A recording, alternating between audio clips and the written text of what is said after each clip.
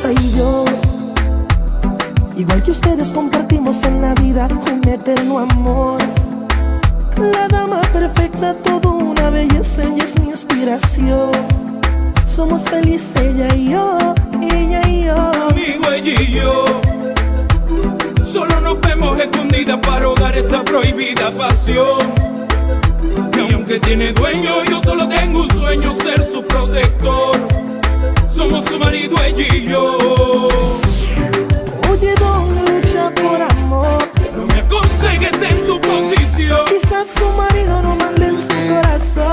No sabes quién es víctima en la confusión. Oye, mi pana, lucha por amor.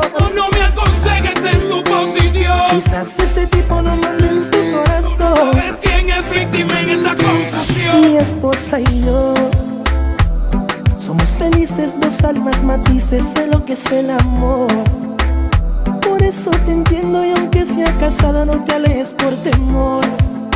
No lo hagas, don, ay no, no, no. Amigo, ella y yo teníamos claro que era una locura esta relación, pero la carne nos llamaba y la cama nos hacía una invitación a solo hacer el amor. Ay, ya te expliqué. Cuando hay personas que se aman, el amor tiene que vencer.